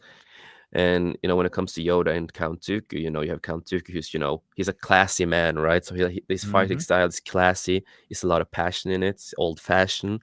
It's just a beautiful fight. So that's why I like that scene a lot too. Well, it's also the scene where we first, because up until this point, everyone knows he's a Jedi, and you've seen Force powers, but you never saw him actually fight with a lightsaber. And of course, Yoda is so cool. He's the first one. He doesn't even pull out his lightsaber. He just uses Force to pull it to his hand and then attacks in like high speed. Yeah, So when this first aired in theaters, man, the place went bonkers. It was fantastic. yeah. It should get higher on the Unfortunately, list. yeah. Unfortunately, I've never saw it on cinemas as I was young, but this is a good scene, and I will take that higher up in the list of good fighting scenes. Yeah, me too. I thought this is way too low. You'll understand why in a minute. This is Revenge of the Sith, Windu versus Palpatine. I really don't like that fight. I wasn't even sure I call that a fight, but yeah, they put that here as number 11. Yeah, this is It has a lot of emotion. It has a lot of impact of the story and the fight. So sure. I like the scene in a lot of ways. So I would have taken that Yeah. also up higher, but that's me. This is New Hope. Um, trailer. I Yeah. don't know why that's there like that. What are they saying? This is the classic fight. This is the Obi-Wan The versus first Darth one, Vader fight. the Yeah, yeah. first Why? fight we ever got, This is 10 on their list. and This is how much their list stinks. and yeah, I know a lot of people are always like, oh, it's a slow fight. It's like this, but it was in the old age. They had the equipments they were using could get fast destroyed. You had to be like careful with certain things, and they had like a more classical fighting style. And I still like the fight because they have a lot of emotions to each other and stuff like that. But it's like it's the first fight we ever saw, and I will also put that higher in the list because it's like a Yes. really good scene. It's the first one we ever saw, Yeah. like It's in so this special. universe. Mm. Chris, you deserve you get the applause, my friend. So Yeah, smart, so good. A but a duel duel does. requires two combatants to fight each other. So TLJ Yep. is the only movie without a lightsaber duel. Absolutely Yep. true. Fact check true. Part of the problem. They're Only just part of the throwing the problem. lightsabers around. Yeah, it's just stuff happening, and we'll get to that scene because yeah, they have to include that. I wonder. There's I wonder where that is on the list. oh, it's coming, my friend. 9. Obi-Wan and Anakin versus Dooku in Sith. It's a good scene. It's a good It's scene, fine. but It's fine. it should have Yeah. been longer up in the list, Yeah. like better scenes. And then Yoda versus Palpatine in Revenge of the Sith. That's fine too. It's okay. That's where he's Yeah, I jumping like off that. the little things. It's fine. I like that. I did like the fact that it was. I guess you're kind of left with Attack of the Clones. You thought Yoda was really. You're conflicted because you're like, oh man, he's so kick butt. He's going to do so well, but you know he can't win. It was fine. It was a good payoff. I like that one. I like this one. I like that too. Like, it makes sense to the story Yeah. and the And characters. then it begins. Number 7, Kylo and Rey on Mm. the ruins of the Death Star, and they and And I went. I'm still gonna say that the Death Star too is not even supposed to be there. It's destroyed. A lot of these things with this ship makes no sense, and how a lot of Mhm. things survived, and the secret room that I've seen the the behind the scenes, the book, when they show Death Star 2, right? Mhm. No place for a secret room or anything. No space for it. And that fight scene, I will say, it is better than The Last Jedi. It's a better fight scene, but they still don't know how to use a freaking lightsaber. Yeah, and this person just uses a whole bunch of word salad about like the Hmm. metaphors of the scene and all this other nonsense. I don't want to read. I don't want to read it again. I already went through it once. Yeah, Six. that's fine. 6 is way too low. That's Way way too too. low. Obi-Wan and Anakin, Revenge of the Sith. I came That out should of be Revenge of second the or Sith. first. That should be When first or you second. I don't know how old you are. So for me, I took the boys, and my Yeah, I best saw friend it in was in town cinema. from California. I came out of Revenge of the Sith, and I said, I can't believe you pulled it off. I can't Yeah, believe you and pulled it off. He made yeah, me believe Anakin become Vader. He made me my whole life. This has been part of my life since I was 6 years yeah, old when Star Wars came out. I turned 7. It's been part of my life this whole time, yeah. and But this it was was so good, so good. Revenge of the Sith was the first Star Wars movie I got to see in cinema. Okay. And I remember I when they hyped up to this fight, when this started happening, and I've always been a Star Wars fan. That's my biggest thing in the world. So I started shaking. I started shaking. I was like, I couldn't sit still. I was like, oh my god, this is insane. So I was like shaking. So I had like a girl who was like watching over me because I had a babysitter, and she's just like, Jace, can you like calm down? I'm like, no, How old were you? I will be 27 this year. So you were really young I when you was really saw young. when you Revenge of the Yes. Sith. Yes. So I Yeah, was that's really so young and cool. hype. Yeah. That's And cool. by the way, Chris hi is in Chris. here. Hey Chris is in Chris. here. Hey, buddy. Hello. We've been running through this Star Wars list. I'm not sure if you caught any of that enough I've to appreciate how been bad this list is going. I have been listening and it's just to me there are only through 6 movies. Okay, And the fair enough. Ewok And, movies. or And the or Ewok. the Ewok movies, heck, I'll even accept the holiday special. And Yes. also Same. if you count the Clone Wars miniseries, I'll count that as well. Mm-hmm. Yeah, well, Yes. Because yeah. they didn't define the word best, but they defined the movies that they would select from. So they only focus on the 9 films. They didn't focus on anything else. So that's how they started, and then of course we've ticked off some of the ones that this is absurd for this to be number 6, and the fact Yep. that he treated the Obi-Wan Vader. So I feel like this writer feels more about some special effects and things like that. They're not waiting. Okay, Special effects they don't get Star Wars like at all. They don't get the fact that No, these they things have don't. meaning. They special don't effects get is it. nice and all, but they're just special effects. That's just Yes. Yep. that's just something that's aiding Mm-hmm. in the storytelling. What's really important is how our characters interacting with each other, how are our Yeah, the body characters language and body everything. language, the how they talk to each other, Yep. their emotional state with each other. I Yep. mean, we And the have impact of the fight, right? I mean, Yeah. yeah, obviously this And is why every this is why move. this fight is arguably there's no way this should be out of the top 3. No, I mean, and it's no like there's every no move that you there's make, zero chance it the should be a top the 3. all most the the mo- emotions, like all the emotions from when you Yes. hit a saber into each other, or swords, or whatever you use in real Yeah. life. You need the feelings, you need a movement, you need the passion in it, you need everything in it to believe it. It's important. And they put this the right Mustafar here duel next to this nonsense. is by far probably one of the most beautiful looking. as well as one of the most impactful duels in Star Wars. Yeah, Yep. it's fantastic. It's It number 6. it shows us what happened between these two people, a figurative father and his student, and a teacher and student, Mhm. a father and son, and a pair and brothers. What happened to them that ripped them apart? Yep. What turned them against each other?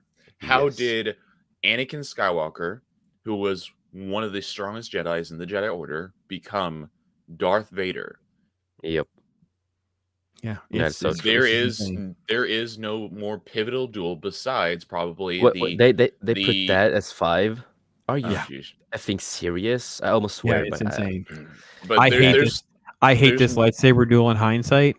And if you guys watch my original clip when I went through the list, I explained how the problem for me is the sequels are now so tainted. It's so bad that when Mhm. I watch this and she catches that lightsaber and she holds her own and lasts more than 2 seconds against this guy, my Yep. rage is so much worse now than it The even the was then. the Even though I hated it perfect then, it's just so yeah. much worse now. It's just like the perfect moment to let Luke Skywalker pop in. The perfect moment. Yeah. I don't understand how. Anyway, whatever. This person's an You know. insane person. I didn't read what this person wrote. Let's see what he says. He says, "Oh, geez, a lightsaber duel in the snow?" Question mark. We didn't know how much we needed this crowd pleasing sequence until a fist pumping "F yay" moment when Ray Force summons Luke's lightsaber across several feet of frozen landscape and into her hand for the most atmospheric and intense battle since Luke and Vader fought in the dark underbelly of the Emperor's throne room in Return of the Jedi. The F are they I know these people just completely do not oh, understand. God. They do not understand. All right, so 4 at is least they have a Luke good Vader one Jedi. up in the top 5. At least they have a good one up in the top 5. So Yeah. yeah, so At Luke least. Vader is Jedi. And Luke yeah, Vader that's one of my Empire is favorites. 3. Oh I my can't I can't god. even say it. And then the number 1 is Darth Maul. Well, So at least I redid the list and I said this is my number 1. Mustafar is number 2, and I said I'm really torn because I like Phantom Menace and I like the original um, Return of the Jedi, and I like the original Yeah. Obi-Wan Vader. So those I have those 5, but it's like the first 2 Yeah. are like these 1 and 2. Like I think I have to give it to Empire because for Empire it defines the whole franchise. Like the Empire battle defines the whole franchise. There's just so many elements to this duel that are so important to the whole thing. Yep. It was just so flippin' amazing. Yeah, it really was. Yep. That's one. for That's one. That's why that's one of me my favorites. All for right, so Chris, me where do you put things? for me it's the duel of Mustafar is my top Yeah. favorite. Mustafar 1. Then comes up the duel on the Death Star, Death Star 2, Yep. because for me it's it's the rematch between father and son. Oh, It's okay. So Yeah. it'd be this one. Jedi. yes. Yep. Okay. Yep. The Death Star 2 duel. Then would come up the duel on Naboo between Darth Maul. Darth Maul, Obi-Wan, and Qui-Gon. Qui-Gon. Yep. Then then the duel between Sidious and Yoda. Then Okay. then the first duel between Luke and Vader. Okay. Then I'm trying to think of who. That's about 5. That's good. That's good. Yeah. That's good. Okay, Jace, how you want to number your 5? Like I just said, for me, it's Mustafar, of course, because as I had said, there are so many Mhm. elements to that fight that is amazing and Okay. important. Like a lot of the things Chris just talked when he talked about it. And for me, it's like I say, I do love when it comes to the. Okay, if we go from this prequel first, Mustafar, and then it is, Naboo, Darth Maul, and Qui Gon and Obi-Wan.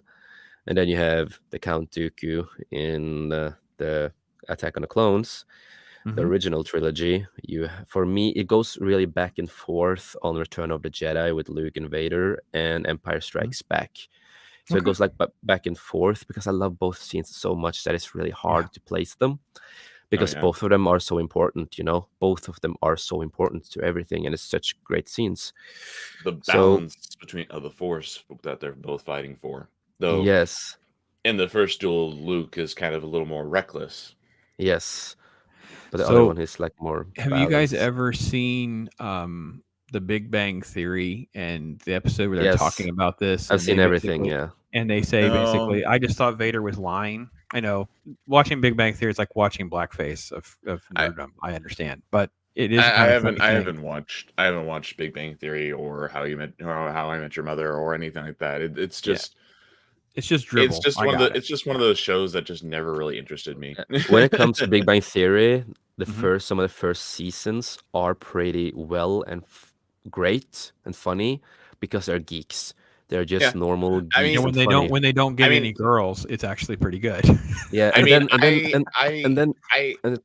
was gonna say this, and then they go into love, relationships, drama, just like they're good actors, but I want to watch a show about geeks that I can relate to, talk about geek stuff, just having funny stories, So a lot of the first seasons were pretty great, but for me growing up when Big Bang Theory, me growing up and Big Bang Theory was on and whatnot, it was more so I didn't care about watching people talk about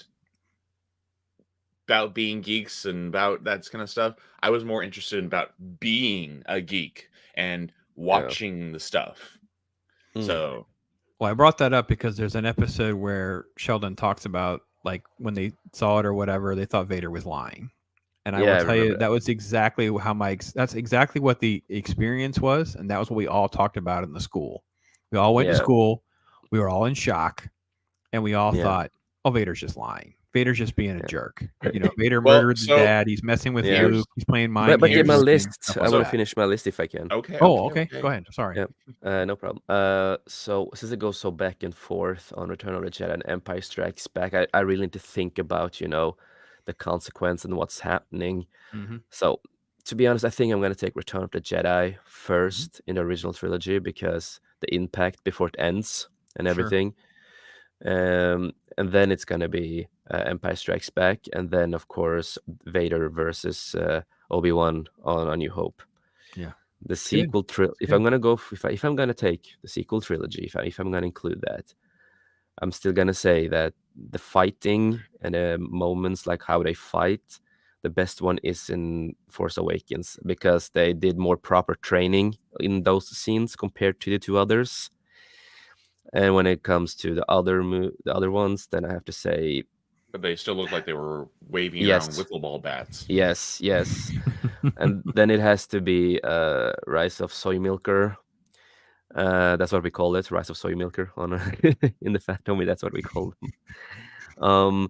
So then it has to be Force Awakens, the last fight, and then on the Death Star in Rise of Soy Milker, and The Last Jedi. I don't include because that is just waste of time. I can't do it, man. I can't do it. This scene, even if you can tolerate some of it, whenever this guard misses the cue on purpose because she's in the wrong flipping place, I can't get through the scene. And she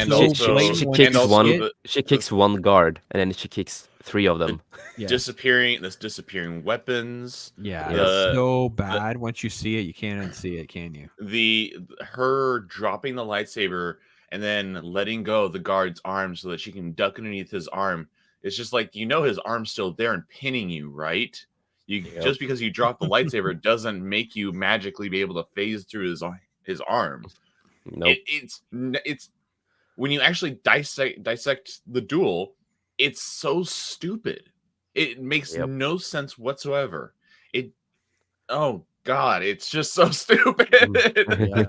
It is. So this was their list, and it was brutal. And listen, kudos to them for coming up with this, because I don't go to this website. This stuff on here is just crap, man. I tell you what, let's look at just the stuff they wrote or whatever. I did not read their Moon Knight nonsense or whatever. And I already talked about Moon Knight for probably close to 30 minutes, so I can't really recap. I probably have to wrap up now. But you guys were ran through Star Wars stuff, man. I haven't done Star Wars content in a minute. I saw that they were covering this. I went back, and I'm glad I'm not the only one who just. I'm like, this person is just an insane person. But maybe this shows why the Star Wars fandom is so out of whack right now. Maybe this shows why there are so many stands and normies that like all this stuff. Well, and like me and Chris, we are. I just talked, man. Okay. No, me and Chris, we are big Star Wars fans, and we also are gonna bring up our old show because we are talking about the expanded universe books and comics and everything. So we are like going through the stories and stuff, and we are gonna get back to that at some point to continue the show. Yeah, we're gonna go through all comics, all books, and everything. We're gonna go through it all. Chris, what were you saying?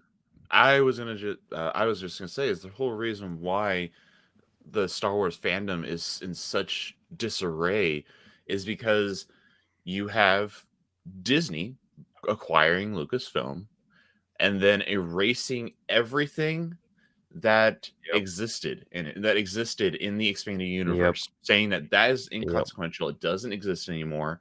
It's we got rid of it because we want to bring back Chewbacca because he died in the expanded universe.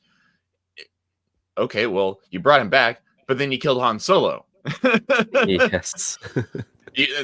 The greatest crime that Disney's Star Wars has committed has been never giving the fans exactly what they wanted, and that was Han, Luke, Leia, Lando, and Chewbacca, along with C-3PO and R2-D2 back together again. And because Carrie Fisher has passed away, God bless her and everything, God bless the princess, and the others, we will never have that moment ever again. And that makes me that is one of the biggest sins, and it makes me very pissed. It's almost unforgivable. You almost feel like, I feel like I wish all of it had never happened. And we were just on the path we would just never get a Star Wars movie. We would never get them. And when they would make new Star Wars movies, they would just be rebooted Star Wars or some sort of EU hybrid thing is what we would get. Instead, we got this complete debacle with a missed opportunity, which hurts even more than not getting anything. And it feels like a good way that I can explain. It's like if you are with someone like in a relationship for 7 years or longer, right? And then they cheat on you. That's kind of how it feels. That's like what they did. They took Star Wars, they destroyed everything and turned everything that we loved to the ground. And that's how I can like relate to it also, like, because that happened to me. So it's like, that's how it feels in a way. And what happened is that when Disney did all this, they started catering to a group of people, and you see this all across mainstream media. They catered to a minority, saying that there was no women in Star Wars. There were always a male-centric fandom.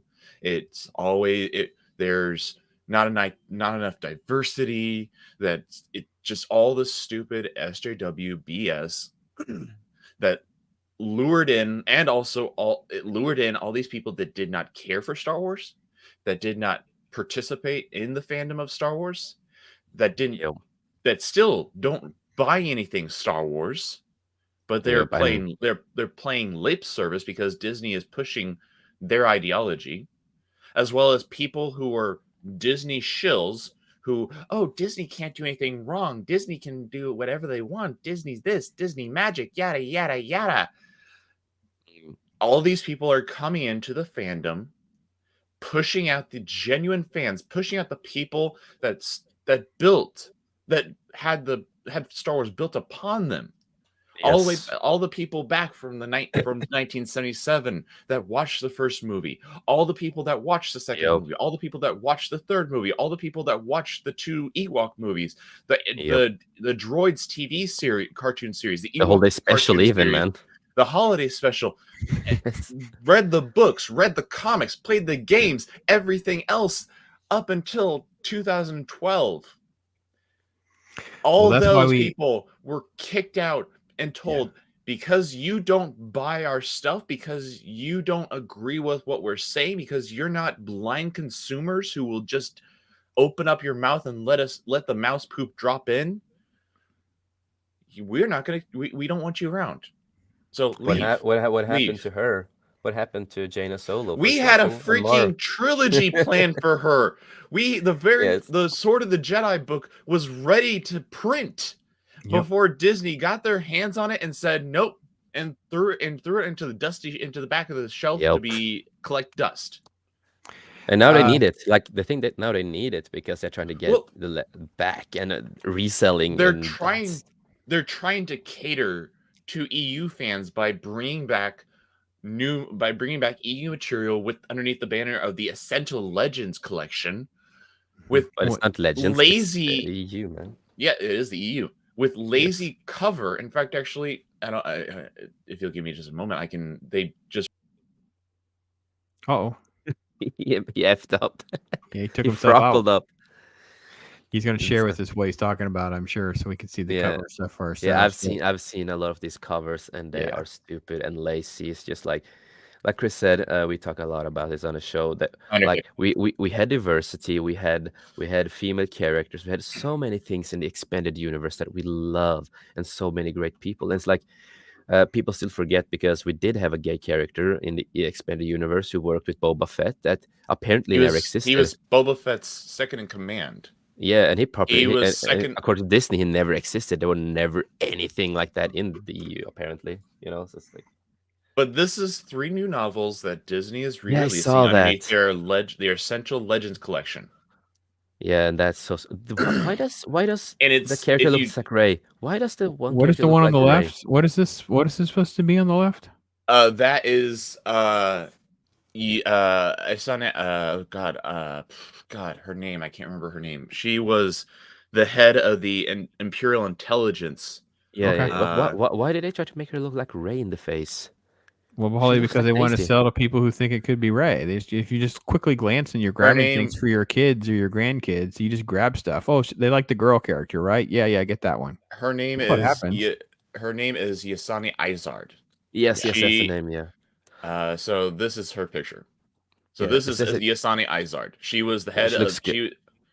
she was the head of the Imperial Intelligence. Yes. And after the fall of the Emperor in the EU, after the fall of the Emperor, she kind of took de facto reign of Coruscant up until the liberation of Coruscant by the New Republic, where she escaped in her ship, the Lusankia, that was buried underneath the upper city of Coruscant. It was a super star destroyer that was buried underneath the surface of Coruscant, and she left Coruscant before she was captured and escaped. Why did they make her? I just can't get over the cover that she looks like Ray. I just can't I'm get telling over you, it. man, it's marketing. It's like, can we make it Yes, look a I little know. bit more like Ray? Because you have to think big picture. And I'm not even going to totally argue with their marketing strategy, because it will get a bunch of, soccer moms and grandparents grabbing that book because that's what the one wants. It's like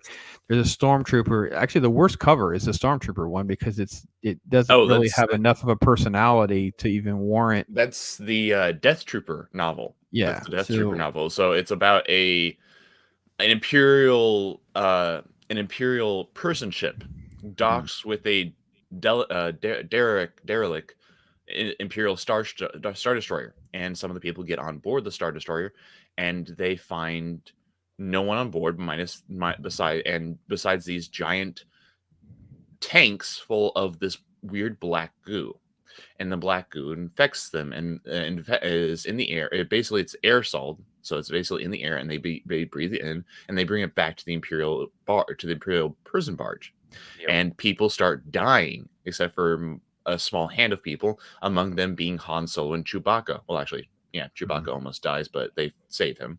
Right. And basically, their bodies all become reanimated, and they basically zombies. Yeah, they are zombies. Basically, they're This is basically the closest that we will get with a Star Wars zombie movie, horror. It's a good book. It's like a really good book, man. There's this one, and as well as the prequel novel called Red Harvest, which took place 3,000 years before. Yep, because they did also have this in in the quarter, SWAT or quarter and all that kind of stuff too. They also had a zombie-ish virus stuff in them. do you, if you had to grade this on a scale of 10, how do you sort of grade them, Chris? It's lazy. Uh, It's it's Okay. lazy. lazy. Yeah. It, Yeah. it's Okay. so I'm It's gonna. lazy. Yes. I mean, Yeah. they kind of look cool in a way, but at the same time, because they're just taking already made materials and just slapping their own label on it, it's very lazy. Yeah. Because It's lazy. copy. Because It's Just not. yeah. It's just cheap. It's just cheap this for was the branding. original. This is the Yeah, that's original the original cover. cover, and it's so good. Oh, It's so so beautiful is and it? unique. So is the new cover a reprint, or is it something that's It's been refashioned into something else different? it's Disney's version of the Okay. cover. Yeah, Okay. So yeah, and that was all this is Disney the original versions. cover. This is the Yeah, original and that's cover of look the good. It looks good. It like But the content's the same, or the content's been rewritten. It's the contents is all the same. It's just Oh, Disney okay. So taking it's like a reissue with a different cover. it's a reissue. It's Exactly. thing that they reissue them, Got and then it. they Now use I the banner understand. legends on them because they're like now Yeah. legends in Yeah. Yeah. Disney. It writes into the legend stuff. I got it. So, Yeah, yeah. That and Trooper cover is by far the worst of the three. It's just terrible. and Maul then is the best one. Like that's just Maul standing there with a lightsaber and stuff. It's like it's Well, simple, but it is. I'm glad you guys hopped on. We could talk some Star Wars stuff for a minute. You guys have a show tomorrow night, right? yes. yes, the All Beyond right. show. I might be So able to be a part. Oh, I have that. That's on my Yeah, shelf that's at a so home. good this is the original cover of Darth Maul Shadowhunter. Basically, the story Yes. behind this one Okay. is that one of the Nemoidians who was in the Trade Federation prior to the invasion of Naboo got cold feet and tried to sell information to the Jedi, and or Yep. tried to sell information into the Coruscant Underground, and Darth Sidious had Darth Maul go hunt him, and this whole situation of this information broker got involved, and this Jedi Padawan got involved, and it's a really fun novel. So Yeah, I have that one. That's such a good book. And it's really sad that because these things are not even expensive to get. Like it's just, No. it's like we didn't. I mean, it's totally a cash grab to put different covers on them because, like I said, I think you could Yeah. probably get It used is. copies of all the originals for just a You few can get bucks. used copies, but It's it's a cash grab to get people to come back and repurchase these novels, because you Well, they gotta just have want- the they just cool want the money. the cool covers, which are lazy covers. It's also Yeah. lazy because it's old material being repurposed to make Disney money. The new fans won't even. I mean, I'm going to tell you, a bunch of people that buy that won't even know that it was originally printed before. So it's okay. They That's, I will mean, that's not. exact. They will not. Disney does not care. Like them reprinting or reissuing something is pretty commonplace. This is why, because I got into like the pin thing in their parks with my kids for a while, and what quickly occurred to me is I'm stuck with a whole bunch of useless pins because they can just constantly make more of some of them. Only a few types are like limited edition ones. Like there's only like so many of these or so many of those, but for all these other ones, there freaking could be a million of these things rolling around somewhere. Nobody knows. Nobody cares. It's just like it's just a gimmick. That's why I And say that I will. I don't want to own any reissued comics or books of Star Or Wars anyone because that has the Legends banner on it. yeah, I don't want that because I want the original books. I want the original, Lucas books and everything. I want the original stuff. the worst part is how much they've just got everybody milking all of the Disney Marvel comic book era stuff. We'll have to do a whole segment just on that because it just ruined I mean, the Dark Empire's value. And that comic book Yeah. series is just so flipping good. And they just ruined it. So. Dark Empire, I feel, is like bringing back the Emperor properly. But if I could rewrite the Dark Empire trilogy, I would have the ending where instead of that one Jedi saving everyone, it would be Anakin's spirit that would be coming back and saving everyone. Sure. I can live with some changes there. Yeah. So, Yeah. Talk about your channel. Give everybody a little outgoing message real quick before we close. And like I said, I think I can join you guys tomorrow if I'm invited, Yeah. and we'll hop in Yeah, there man, and talk some more you're stuff tomorrow. So always invited. That's so if tomorrow. That's if Jace is being kind and hasn't I banned just, you. yeah, I'm just gonna block him like everyone else did to him. I won't even be faced. I'll be like, oh, something must be wrong. I'm so boomer, I won't even know that I'm banned. I'll just think something's wrong. I'm doing something wrong. So just so you know. No, but yeah, tomorrow we are gonna have the typical Thursday show of the Beyond, and I actually have been working all day with some articles, and we're gonna deep dive more into Ersa Miller because he got arrested again, and he had the court video was out, but that's now deleted from YouTube. I saw the court video that got released, and he doesn't even care about anything, to say it like that. He's just like, eh.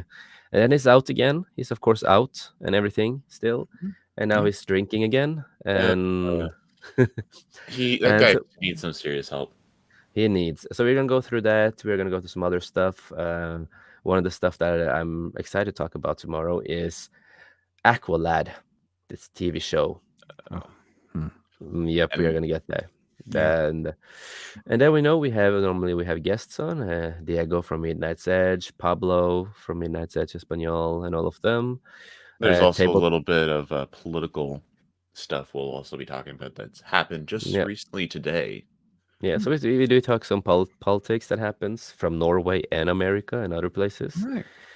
And we have a new main guest with us that normally pops in now, and that's Tabletop Junkie.